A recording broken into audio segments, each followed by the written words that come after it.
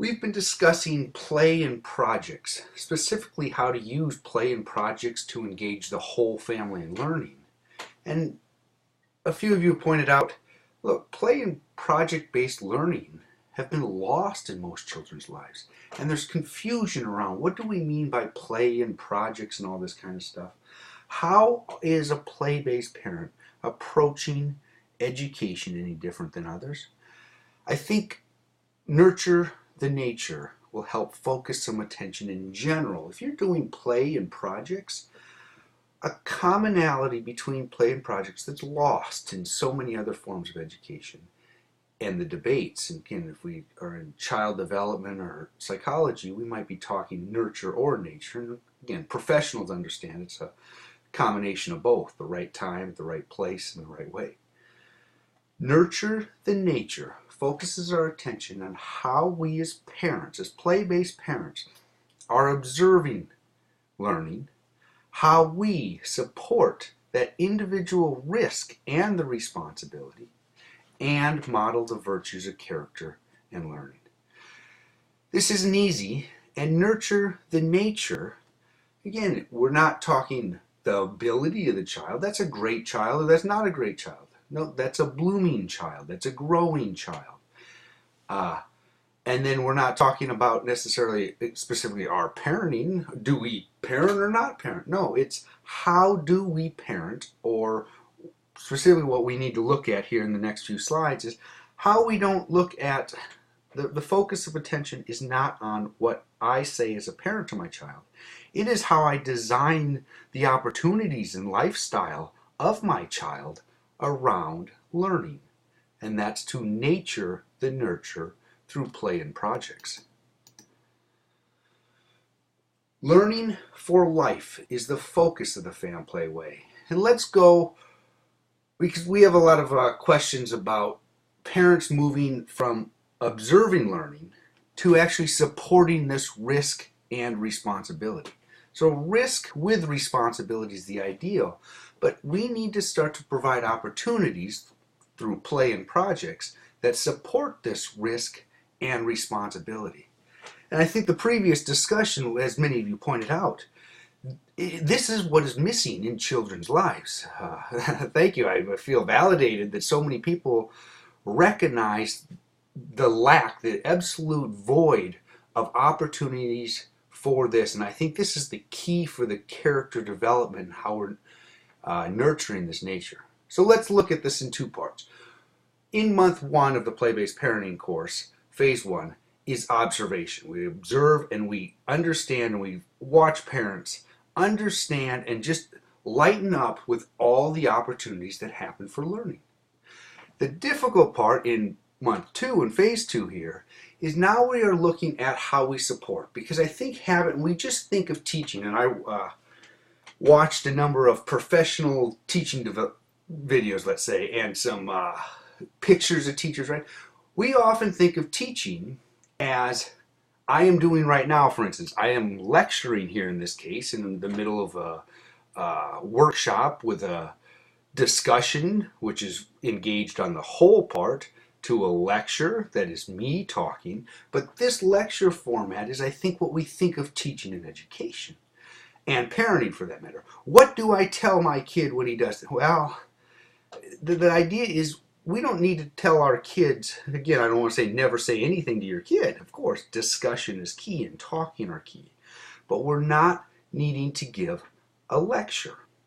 We are designing the environments that provide the opportunities, and that's a key difference. So, we observe how a child approaches tasks. That's month 1. We notice the personality and the dispositions of our children, and when we're nurturing the nature, we're providing lots of opportunities to watch how our child approaches different kinds of tasks with different people, different materials, different places, different times of day. But the ideal is we're really looking for when does the child engage in learning and how do they approach this learning. What we notice, and again, this is kind of the lesson as we've experienced, as we facilitate this workshop and these transformations of homework in schools, what parents and educators begin to understand is all this time outside of school and again, families have more control over it than any teacher does. It is time for children, youth, and all of us to learn the important lessons in life. And the difficulty, as we notice, we get lost in Common Core. Again, in school, and when we show up to a certain academic subject, we have a Common Core and expect to learn something like literacy or critical thinking or mathematical reasoning.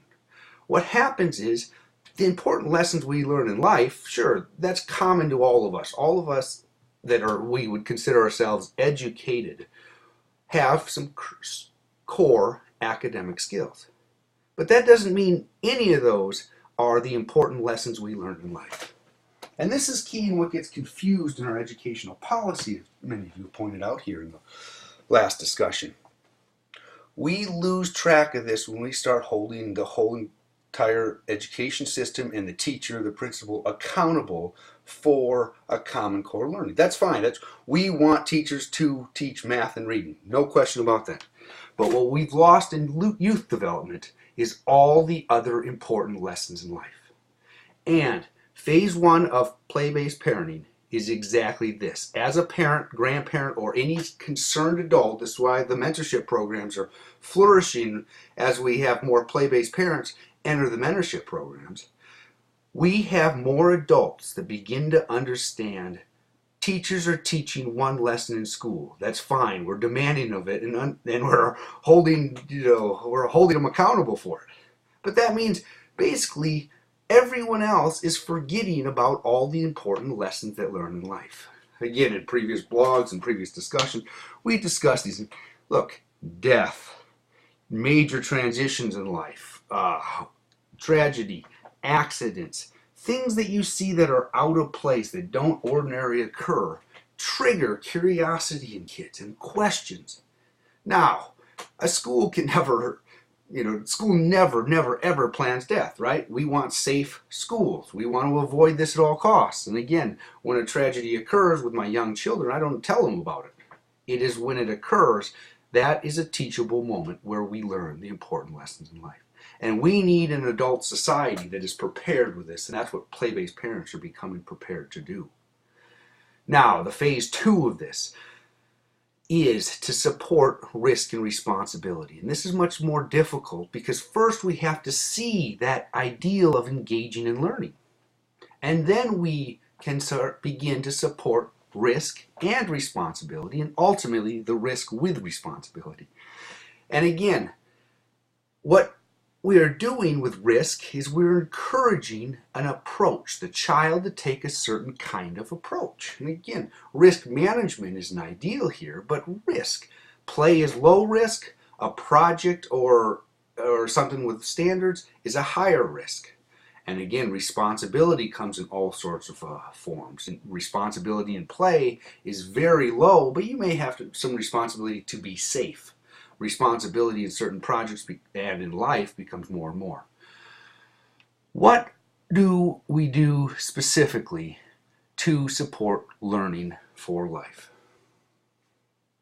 A few of you pinpoint me and say, Matt, I need specific solutions. Give me an MO or a protocol to follow. And again, that's not the Famplay way. I'm not going to give you a certain protocol. I'm going to say, look, that's a terrific idea. You write your little protocol on a piece of paper, and you follow that for the week or the month and see how it works out and tweak it to best fit your needs. Please do. But I'll give you 2 examples on how you could have a play and project-based solution within your parenting. Again, let's just think of this as the unexperienced parent, the naive parent that doesn't know any other thing, but is in crisis mode. I have problems, I need to solve them. And again, one of the crises we talked about earlier was boredom. I think what happens is overscheduling, meaning we schedule the whole day for our kids because we're afraid they're going to be bored and it's going to be hard for us. It's a common parent, let's say a rookie mistake. Again, we can schedule things for our kids. These are wonderful activities for them. But what we have to avoid the habit of is that we overschedule because then we fill up their whole day. We need to have the kid have time for play and projects. So a solution to boredom. If my kid ever tells me bored, my first solution is work. I'm always doing something. I can always use help. And especially if it's something work like with a power drill or a saw, my kids love it. But a solution to boredom, I always offer an opportunity to work. There's always something you can do. And again, if I'm doing something in the kitchen, doing dishes, they can help. If I'm doing something to work on the computer that I need 15 more minutes of time, I can have them sit right next to me and they can do some work on a piece of paper, right? Any kind of work. Draw a circle. I need some circles, please. And they'd see me sketching a piece of paper on a piece of paper or writing notes. I just give them simple tasks. Again, the only way they're helping me is by writing on the paper. They're not disturbing me for that 10 minutes. But the other part of the project is, look, I might have 10 or 15 minutes where I'm trying to get something done. We were building a shelf, and again, that's something I need help with. But the solution to boredom, in a very practical way, if your child ever says you're bored, don't overschedule them. This is a very simple solution, is offer them opportunities to work. Now the tough part, and again, why we become, and you start to notice the development of a play-based parenting skills, is we have more and more opportunities for ourselves to offer to our own children.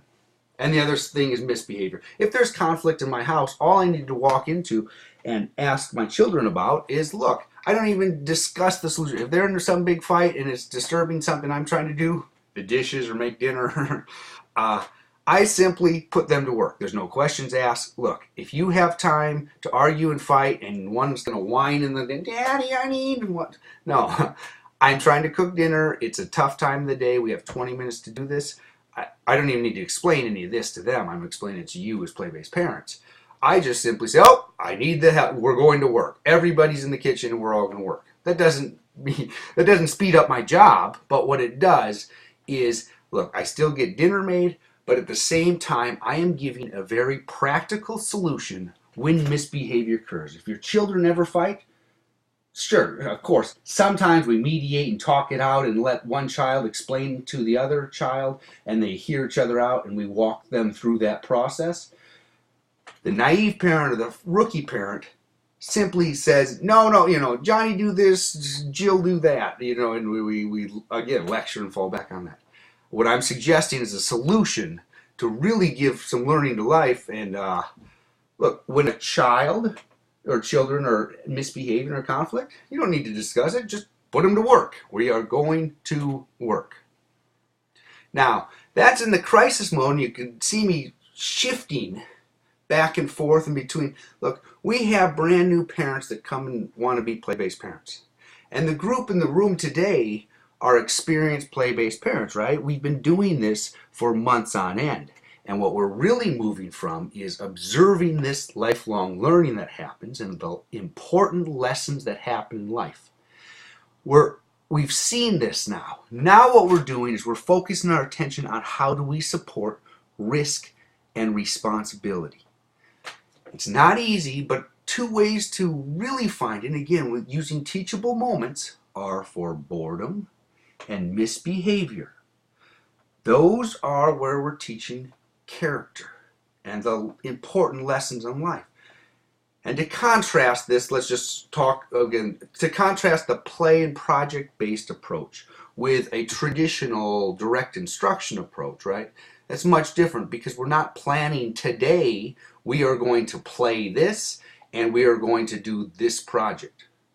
As a parent, I planned yesterday to make a shelf and sweep the garage and do 4 different projects. But with my family time, I decided to do a family project, which meant I came to the table with my children and as a family, and we created a project. And then they created their own things and all this kind of stuff. But let's not, and again, there's no right or wrong or anything like this. They're all kinds of projects. But to distinguish what we're designing in Famplay, we're designing projects, or more importantly, we're designing the environments for projects. So our children, so when I'm making the bookshelf and my children are their attention is waxing and waning, I can give them a project to do because I have the right environment.